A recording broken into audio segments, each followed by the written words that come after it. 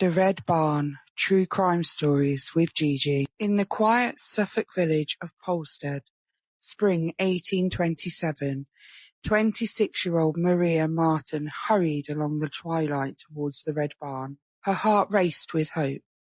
William Corder, the charming farmer's son, known as Foxy for his sly ways, had promised her that they would elope that very night. "Wear men's clothing," he whispered, "so no one suspects." She disguised herself clutching a small bundle, believing this was her escape from the shame and village gossip. The barn loomed ahead, its roof tiles glowing crimson in the daylight hours. Maria stepped inside. The air smelled of damp grain and something sharper, gunpowder. William was waiting, pistols at his belt. For a moment his smile seemed strained. "Maria, my love," he said softly. They spoke in hushed tones, and then voices rose. A sudden scuffle, a pistol cracked through the air. Outside the fields lay silent. No one heard a thing. Months passed. Cheerful letters arrived at the Martin cottage from William. Maria was his happy wife on the Isle of Wight, too ill to write herself. But suspicion gnawed at Maria's stepmother Anne. Night after night Anne woke screaming from the same vivid dream. Maria laid murdered in the Red Barn, her body hidden beneath the earth, calling for justice. "Thomas, we must dig," Anne begged her husband. And on the 19th of April 1828, almost a year later, Thomas Martin took his spade to the exact spot his wife described. The soil gave way too easily. There, wrapped in a sack, was Maria's decomposed remains, still in her disguise, a green handkerchief twisted around her neck. Word spread like wildfire. Corder was tracked to London, where he had bigamously married another woman, and was running a girls' boarding school in Brentford. Arrested at breakfast, he protested his innocence. At his trial in Bury St Edmunds, the courtroom overflowed. Convicted of murder, Corder was executed before thousands on the 11th of August 1828. But the horror continued. His body was publicly dissected. Doctors attached batteries to his limbs, making the corpse twitch as if it was trying to rise again. Strips of his skin were tanned into leather and bound into books about the crime, grim souvenirs that still exist today.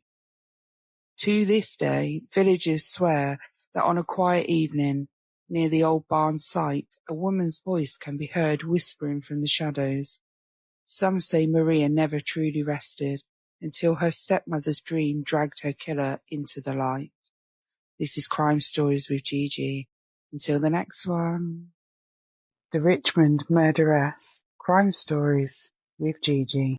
In the quiet streets of Richmond, London, in the winter of 1879, a small semi-detached villa stood at 2 vine cottages on Park Road. Its occupant was Julia Martha Thomas, a twice-widowed former schoolteacher in her mid-50s. Eccentric and sharp-tongued, Mrs. Thomas lived modestly, but dressed with the airs of a lady of means. Servants came and went quickly in her employment. She was not an easy woman to please. On 13th of January, through the kindness of a local chairwoman, Mrs. Thomas hired a new living maid, Kate Webster. Born Catherine Lawler in County Wexford, Ireland in 1849, Kate was 30 years old, strong-built and no stranger to trouble. She had crossed the Irish Sea years earlier, leaving behind a trail of petty thefts and prison terms. The two women clashed almost immediately. Mrs. Thomas found Kate lazy and impertinent. Kate chafed under constant criticism and long hours, yet the position provided a roof and wages, so Kate stayed. Sunday, the 2nd of March, dawned cold and ordinary. Mrs. Thomas attended morning church as usual. She had given Kate notice the day before, after yet another heated argument, telling her to pack and leave. Kate, however, had other plans. She'd spent the best part of the afternoon at a public house, drinking to steady her nerves. When Mrs. Thomas came home that afternoon, the quarrel reignited upstairs. Voices rose. In a sudden burst of rage, Kate seized her mistress and hurled her down the steep flight of stairs. Mrs. Thomas fell heavily, stunned and injured. What followed turned horror into nightmare. Alone in the house, Kate dragged the body to the kitchen and dismembered the corpse. Over several days, she boiled portions to strip the flesh, reducing the remains to bones and fragments. She packed the torso and limbs into a wooden box and a carpet bag, burning anything she could not carry. To dispose of the evidence, Kate enlisted the unwitting help of a young Robert Porter, son of the local publican. She asked him to carry the heavy box to Hammersmith Bridge, claiming it held her old books for a friend.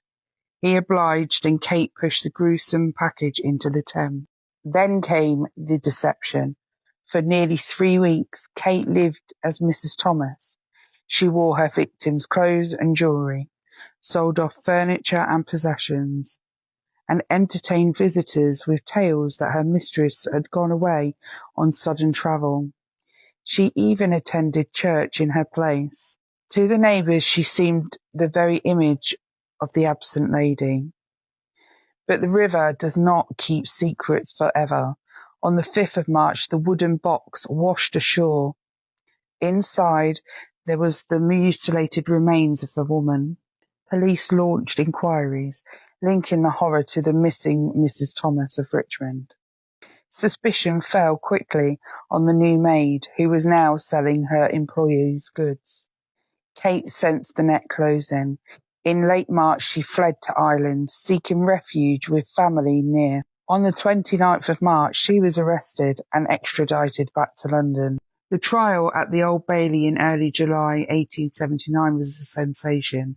Newspapers called it the Richmond murder. Crowds gathered daily.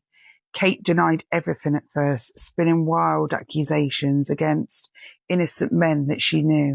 The evidence was overwhelming. The axe, charred bones, and witness accounts of her strange behaviour. After 6 days, the jury found her guilty of wilful murder. In the condemned cell at Wandsworth Prison, Kate's defiance finally cracked.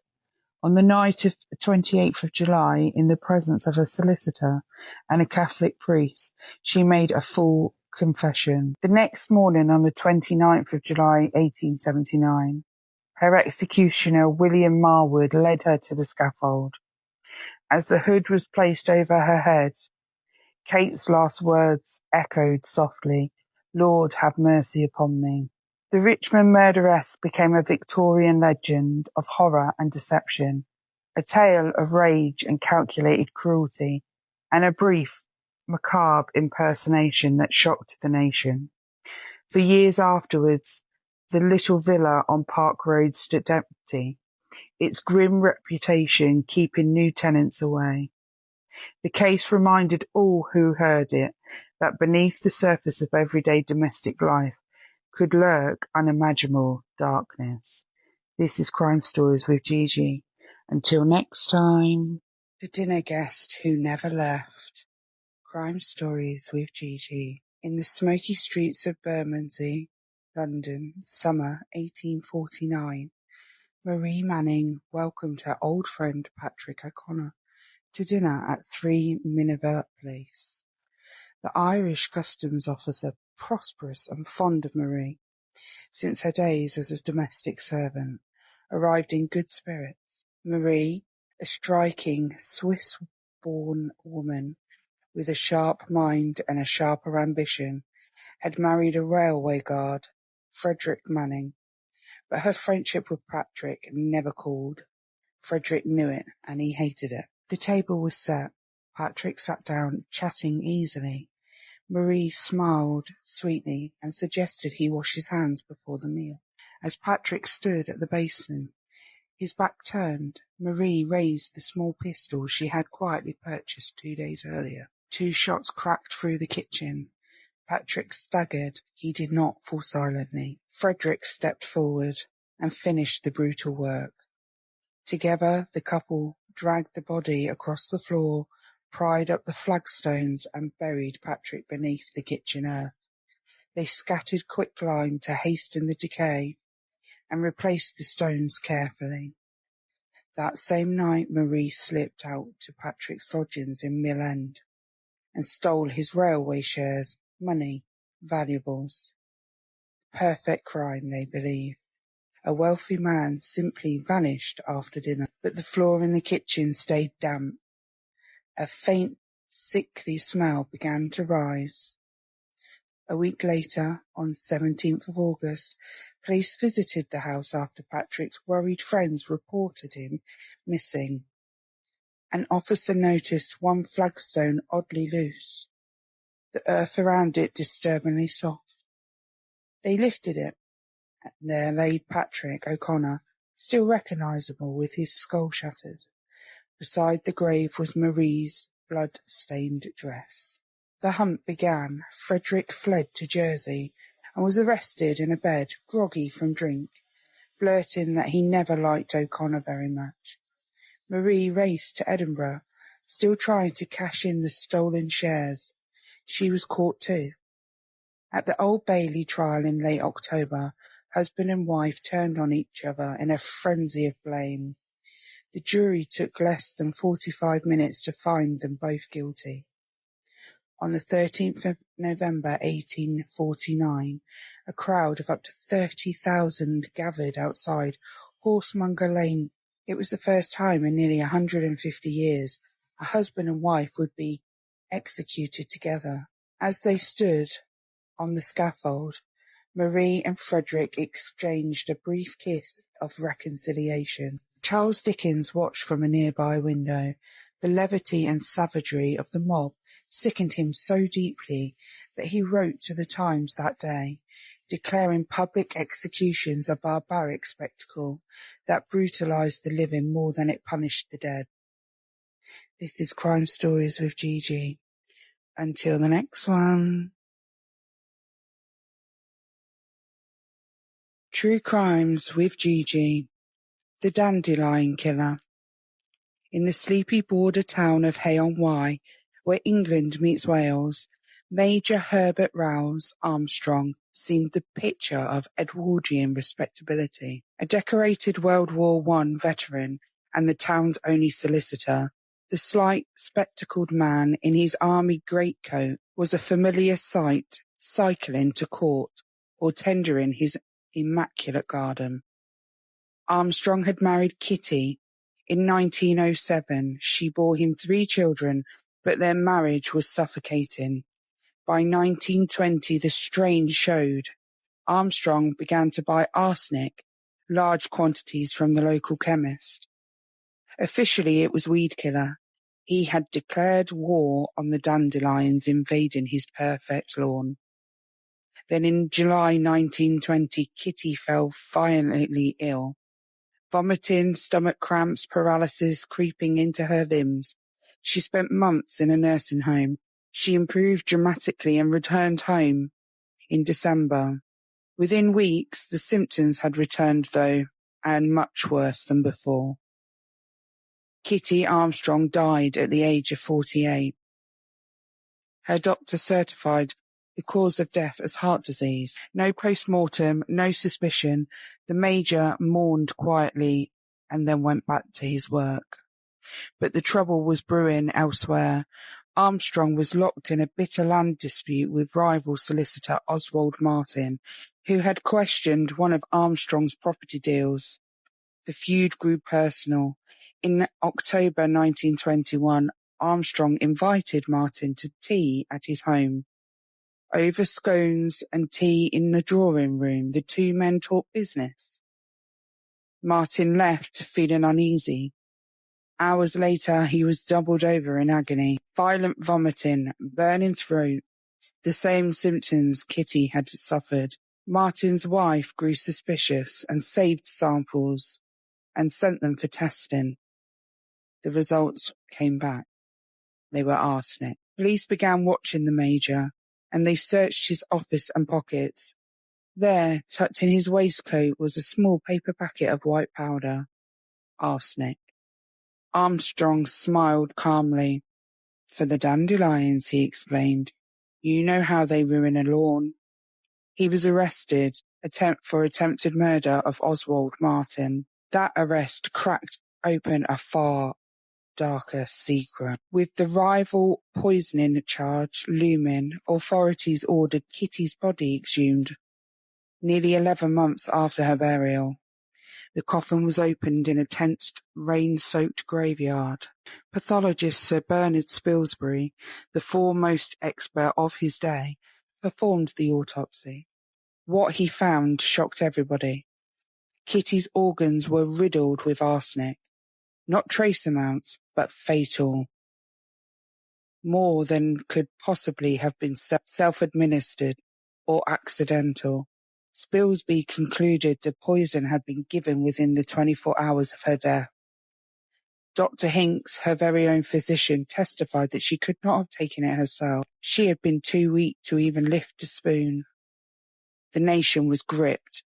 A respectable solicitor, a war hero, accused of poisoning his wife and a colleague with the very weed killer he kept for his garden. The trial opened on the 3rd of April 1922.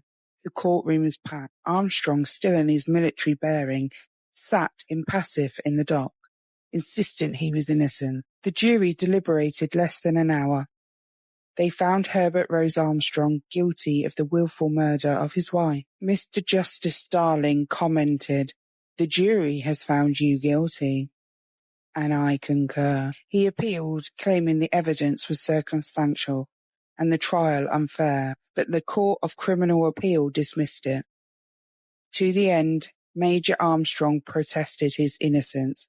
I am not guilty, he repeated. He was the only solicitor in British history ever executed for murder. The dandelions in his garden, once declared enemies, had become the unlikely key to his downfall. Arsenic brought to keep his lawn pristine had instead destroyed his own life and taken his wife's. This is Crime Stories with Gigi. Until the next one. Crime Stories with Gigi. The Acid Bath Murderer. In the velvet-draped lounge of Onslow Court Hotel in Kensington, John George Haigh sipped his tea with the easy grace of a gentleman. At 39 he cut a sharp figure, tailored suit, polished shoes, and a smile that made widows feel young again. Olive Durand Deacon, 69, wealthy and widowed, had warmed to him weeks earlier. She showed him sketches of artificial fingernails she hoped to patent. A fortune in plastic, she said. Haig's eyes gleamed. I have a workshop in Crawley. Come down tomorrow, we'll discuss it properly. She agreed. No one at the hotel thought twice. Haigh was charming, always paying his bills, always driving a smart car. No one knew he had already killed 5 people. The next afternoon, they left the hotel separately and met at the George Tavern.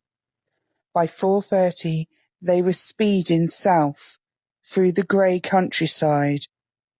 Olive chatted about her late husband. Haigh nodded, one hand on the wheel, the other brushing the Webley revolver hidden in his coat. At the ramshackle workshop on Leopold Road, Haigh unlocked the door. Inside smelt of oil and damp. This way, he said, guiding her towards the back. Olive stepped into the gloom. She never saw him raise the pistol. The shot was muffled, clinical. She crumpled without a sound. He worked quickly. Her Persian lamb coat, jewellery, her handbag, everything valuable went into his case. He stripped the rest and heaved her body into a 40-gallon steel drum. Then he poured sulphuric acid. he had bought days earlier. The liquid hissed and bubbled like something alive. Fumes stung his eyes.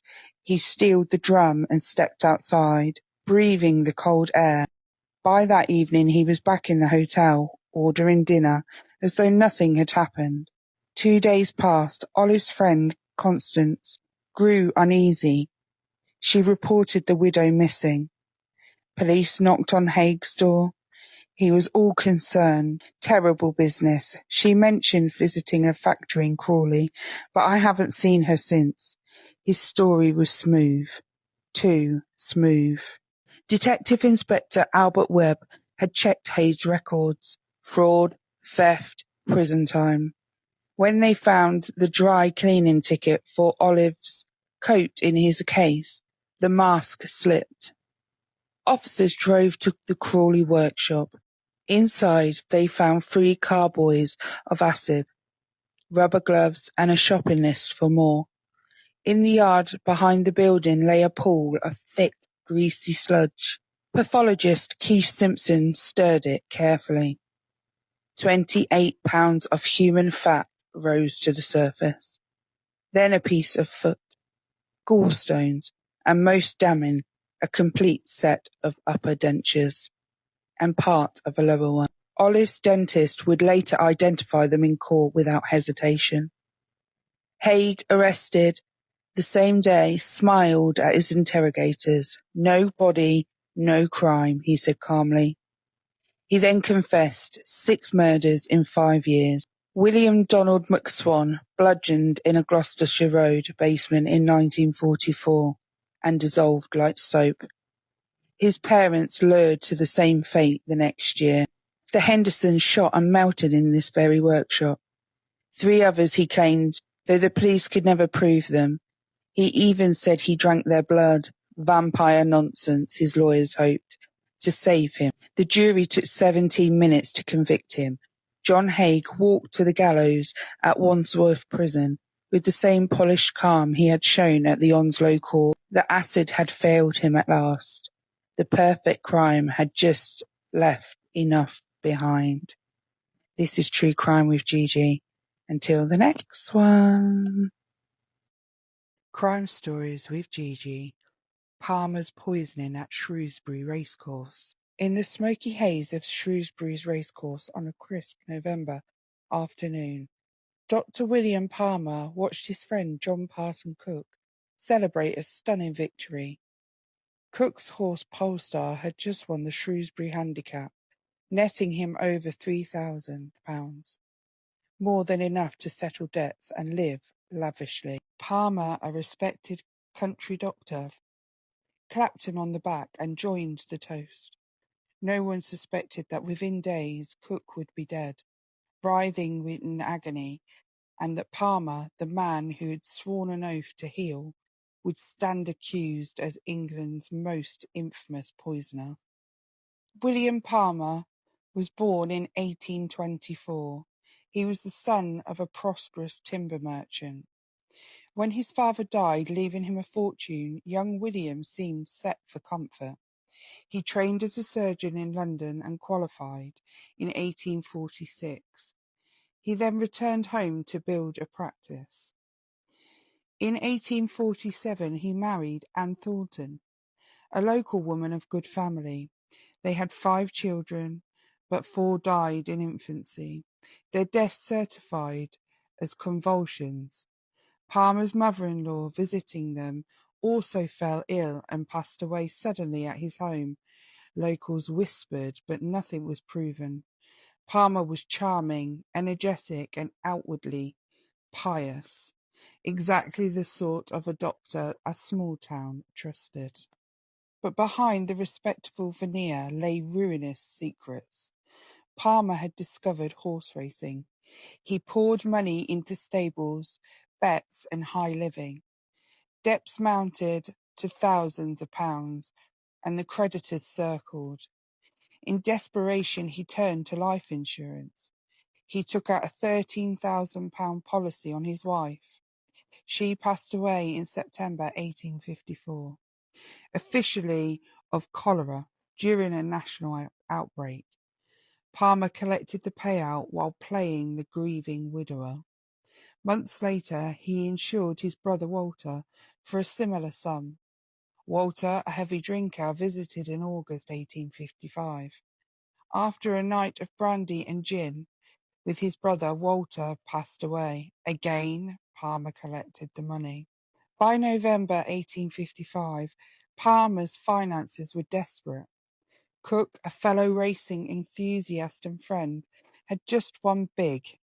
Palmer collected the winnings on Cook's behalf, $1,200 in cash, and began forging documents to divert more. On the evening of the 20th of November, he visited a chemist and bought 3 grains of strychnine, signing the register casually. That night at the Talbot Arms Hotel across from his house, Cook grew violently ill after taking 2 pills Palmer had prepared. Doses caused exactly those convulsions. Palmer had been seen buying it, and he had a motive. He had tried to claim Cook's money immediately. An inquest jury ruled murder by William Palmer. He was arrested. The case electrified Britain. Public outrage was so intense that Parliament passed a special act, moving the trial from Staffordshire to the Old Bailey in London to ensure fairness. The 12-day hearing in May 1856 became the trial of the century. Alfred Swain Taylor, Britain's leading toxicologist, testified that while strychnine was hard to isolate chemically at the time, the clinical picture left no doubt. Palmer's defence argued fiercely, but the jury took barely an hour to convict him of poisoning John Cook. Palmer was suspected in at least a dozen other deaths. His wife, brother, mother-in-law, infant children and various racing associates, all killed. It seemed for insurance or gambling gains. He was convicted of only 1 murder, yet the case changed legal history. It was among the first to spotlight forensic toxicology in British courtrooms, forcing the law to reckon with the invisible poisons and the chilling possibilities a doctor could weaponize his own medicine. This is Crimes with Gigi. Until the next one.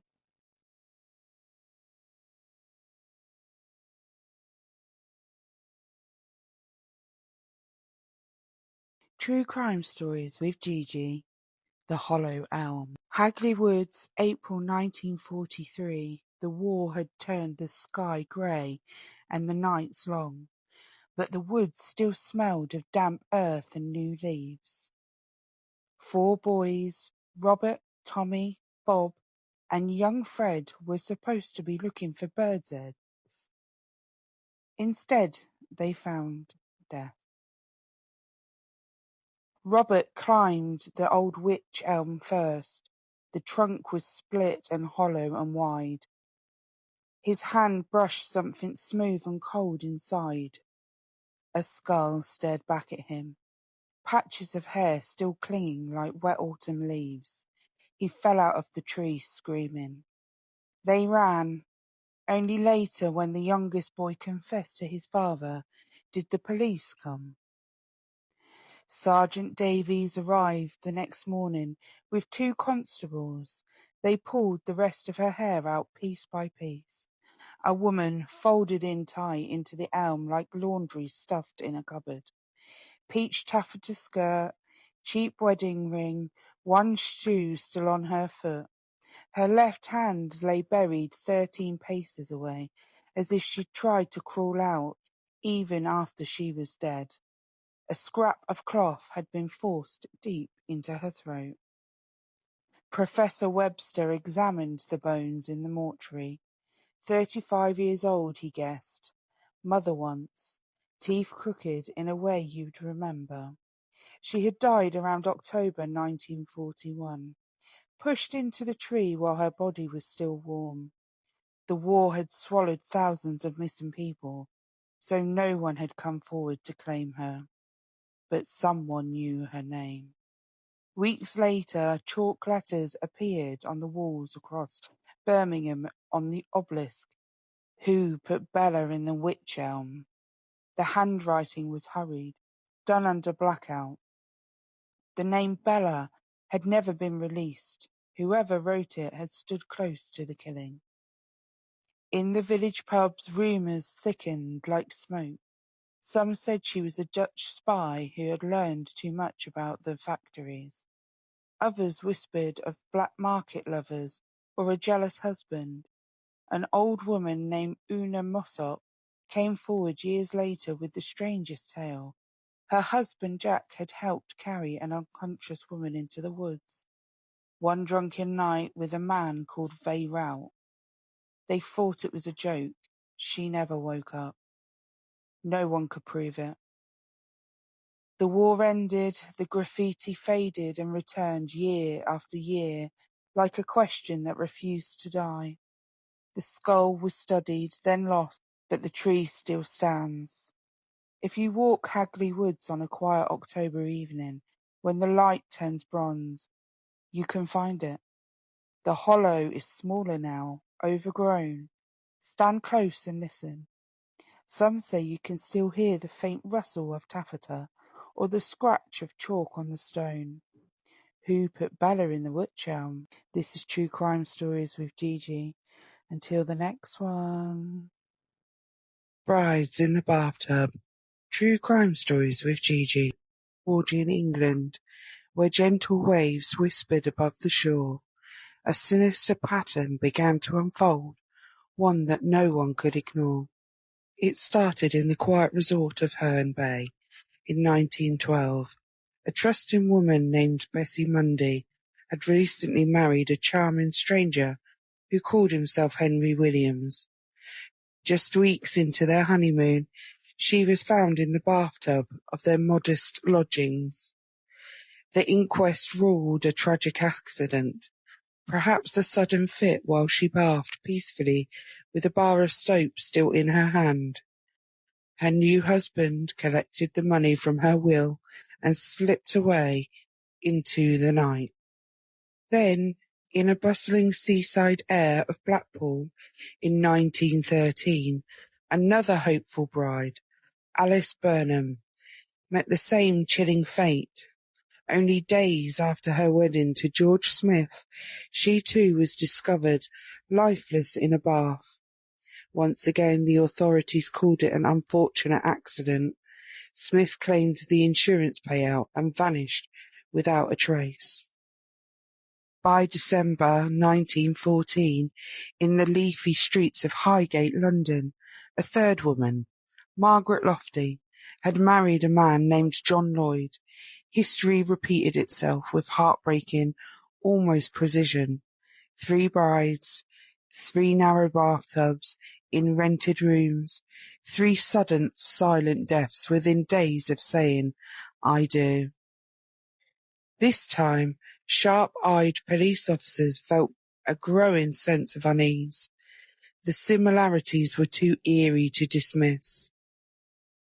The same man using different names, the whirlwind romances, the freshly signed insurance policies, and the accidents always happening on quiet weekends when family was far away. Inspector Arthur Neal began connecting the dots across distant towns. Scotland Yard joined the hunt and uncovered a shocking truth. George Joseph Smith had charmed and married at least 7 or 8 women under false names. He won their trust, persuaded them to leave everything to him, and then disappeared with their money. The case landed on the desk of Britain's brilliant forensic pathologist, Sir Bernard Spilsbury. In his laboratory, he examined the small tapering bathtubs, the medical reports with calm precision. Through careful, logical experiments, he revealed that these drownings could not have been simple accidents. The evidence pointed to something deliberate and calculated. At the Old Bailey in June 1915, the prosecution laid bare the system, the cold, repeated pattern of marriage, insurance, and sudden death. It was one of the first times such powerful similar fact evidence had been used in British court. The jury needed just minutes to reach their verdict. George Joseph Smith was found guilty of the murder of Bessie Mundy, the first bride in the Bath. On 13th of August 1915, he was executed at Maidstone Prison. The brides in the Bath case sent shockwaves through the nation. It became a landmark in forensic science and detective work, proving that careful observation and quiet determination could unravel even the most cunning crimes and safeguard future generations from hidden dangers lurking behind a charming smile. This is True Crimes with Gigi. Until next time. The story of Burke and Hare. True Crimes with Gigi. The dim gas lamps of Edinburgh flickered like dying eyes as the winter of 1827 settled over the city like a shroud. In the shadows of the old town's towering tenements, two Irish immigrants named William Burke and William Hare shared a grim secret and a thirst for easy coin. They ran a cheap lodging house in the West Port, a warren of damp rooms where the desperate and the destitute came to sleep. Most were old, sick, or simply too poor to matter. Burke was the bolder of the two, stocky, quick with the smile that never reached his eyes. Hare was thinner, nervous, but greedy enough to follow wherever the money led. One cold night, an elderly lodger named Donald died naturally in his bed, owing them rent. Instead of reporting the death, Burke and Hare looked at each other across the corpse.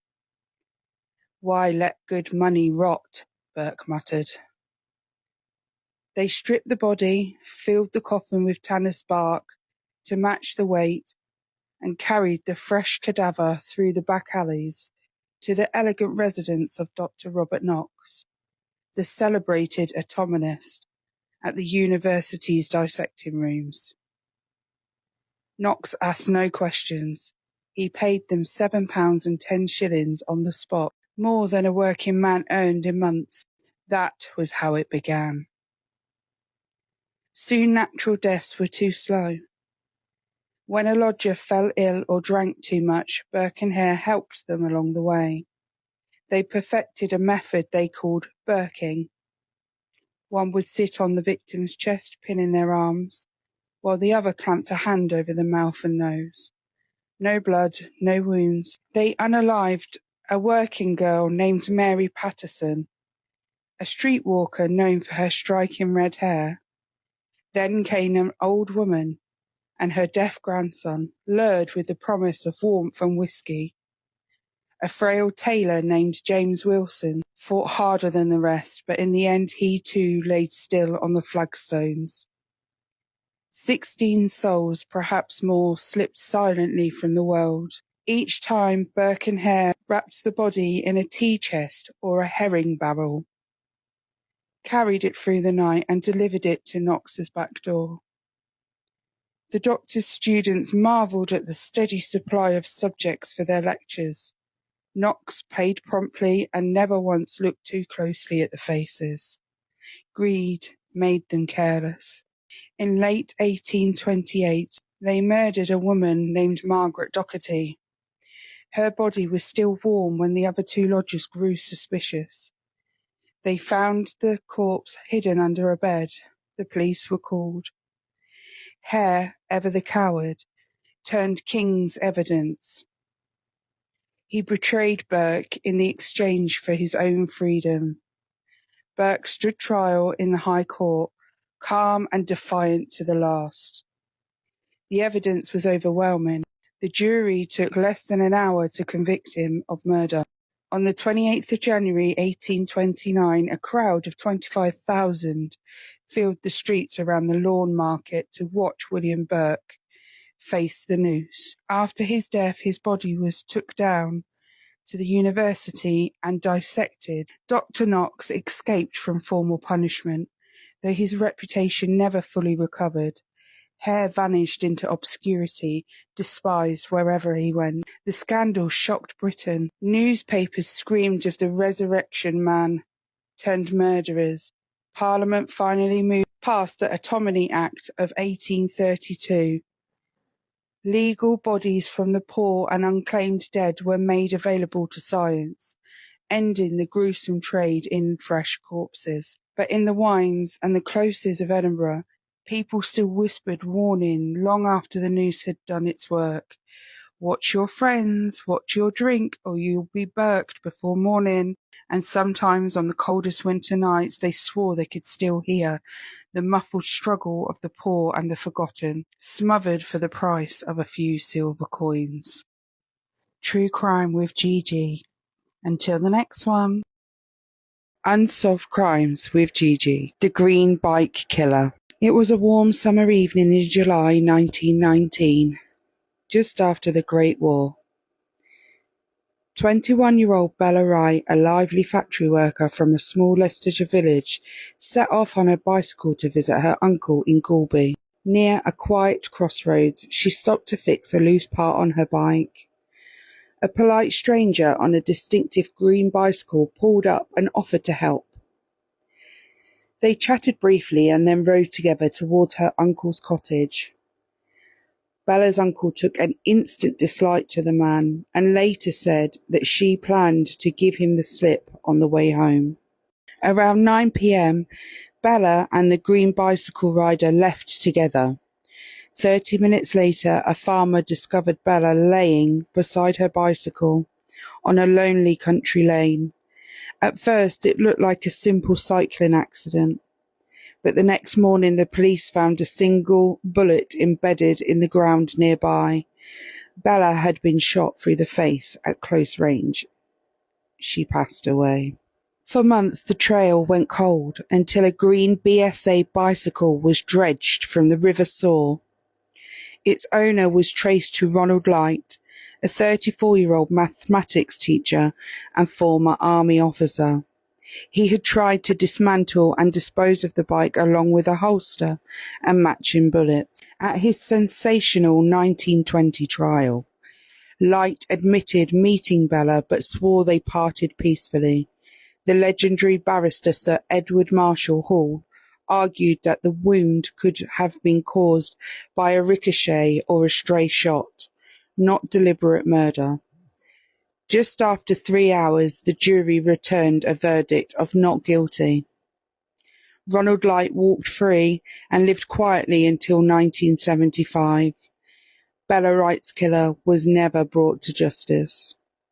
To this day, the lonely lane where a chance meeting turned deadly remains one of Britain's most haunting unsolved murders. This has been True Unsolved Crime with Gigi. Please like, comment, share for more. Thanks for watching. True Crime Stories with Gigi. Mary Ann Cotton. In the smoky mining villages of County Durham, England, a woman named Mary Ann Cotton moved through life with a quiet smile and a trail of tragedy that few noticed at first. Born Mary Ann Robinson in 1832, she grew up in a world of hardship, where local coal dust filled the lungs and poverty pressed close. She trained briefly as a nurse and a dressmaker, but marriage offered the promise of stability, or so it seemed.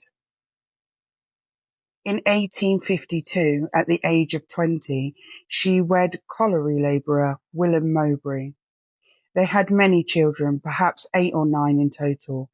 One by one, most of the little ones fell ill with what doctors called gastric fever, violent stomach pains, vomiting and weakness that carried them swiftly to the grave. William himself died in 1865 after a short illness. Mary Ann collected on his life insurance policy, a sum that brought her temporary relief. She quickly moved on. Her second husband, George Ward, a patient she nursed, lasted only 13 months before the same mysterious illness claimed him. Again, insurance money eased her way. Then came James Robinson, a widower, with children of his own. Soon after, Mary entered his home as a housekeeper. His young ones began to sicken and pass away. Her own daughter from her first marriage perished too. Even Mary Ann's aging mother, visited during one of these spells, passed away within days of her daughter's arrival. By 1870, Mary had married Frederick Cotton, another widower. More deaths follow. Frederick, two of his children, and later her former lover, Joseph. Each time the symptoms were the same, agonizing stomach cramps that mimicked fevers so common in Victorian England. Each time Mary collected a small payout or reduced the number of mouths that she had to feed. The pattern finally broke in West Auckland. Frederick's 7-year-old stepson, Charles Edward Cotton, fell ill. Mary Ann was heard to remark to a local official that the boy was an inconvenience. She could not marry her new interest while he lived. "I won't be troubled for long," she said. Charles soon died after. Suspicion, long whispered but never acted upon, finally hardened. The boy's body was examined. Arsenic, cheap, tasteless, and readily available from any chemist or grocer. Other bodies were exhumed. The same poison appeared again and again and again. Mary Ann was arrested in 1872 and charged with Charles's murder. While awaiting trial in Durham, she gave birth to her 13th child, a daughter, only 2 of her many offspring who would outlive her. Her trial in March 1873 lasted just 3 days. The defence argued that the arsenic dust from green wallpaper or cleaning products could have caused accidental poisoning, a plausible claim in an era where the toxin was everywhere. But the sheer number of convenient deaths surrounding Mary Ann overwhelmed the explanation. The jury found her guilty. On the morning of 24th of March 1873, at Durham Jail, Mary Ann Cotton, aged 40, walked to the gallows. Mary Ann Cotton left behind a chilling nursery rhyme that children in the North East would sing for years. Mary Ann Cotton, she's dead and she's rotten. She lies in her bed with her eyes wide open. Sing, sing, what can I sing? Mary Ann Cotton is tied up with string. Mary Ann Cotton never confessed. She maintained her innocence to the end, insisting she had only ever given the sick arrowroot or medicine to ease their pain. Yet historians believe she poisoned as many as 21 people over 2 decades. 3 or 4 husbands, 11 of her own children, stepchildren, a lover and her mother, all for small insurance sums, or the cold relief of fewer burdens in a life of grinding poverty. In the end, the Dark Angel of Victorian England became a cautionary tale of how easily death could hide behind a mother's care. When poison was as common as tea, and suspicion was slower than grief, her story lingers as one of Britain's earliest and most unsettling serial killings. A reminder that the most ordinary homes could conceal the most extraordinary evil. This is True Crimes with Gigi. Until next time. Crime Stories with Gigi. The Pimlico Poisoner. The fog rolled thick through the streets of Pimlico on New Year's Eve, 1885, swallowing the gas lamps in a yellow haze. Inside numbered 85 Clavercon Street, Adelaide Bartlett sat vigil by her husband's bed. Edwin Bartlett, the prosperous grocer, moaned softly, his face slick with sweat despite the January chill. The air held a faint, cloying sweetness. Chloroform. Adelaide's hands trembled as she adjusted the blankets. She was 29, French-born, elegant even in distress. Their marriage had always been unconventional. Edwin had insisted on it.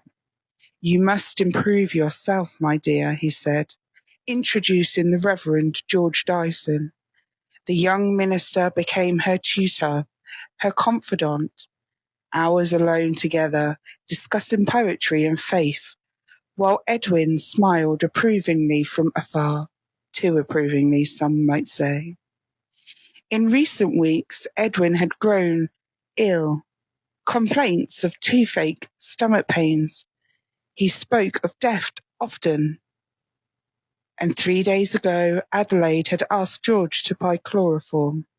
For Edwin's relief, she'd whispered. George's eyes had been filled with questions, but he complied. Their secret glances spoke volumes of what Edwin's death might mean. Midnight struck. The house was silent, save for the ticking clock and Edward's ragged breath. Adelaide rose, fetching the bottle hidden in her drawer. The liquid shimmered under the lamp. Adelaide, the pain is unbearable. Give me something to sleep. Her pulse thundered. Was this mercy or opportunity? She poured a measure into a glass, mixing it carefully with brandy, as he had sometimes taken medicine before. Edwin's eyes, trusting, met hers. He had always trusted her completely, even encouraged her closeness with George. Drink this, my love. It will ease you. He swallowed without hesitation. Adelaide watched, heart in her throat, as he lay back. Minutes passed, his breathing slowed, deepened, then stilled.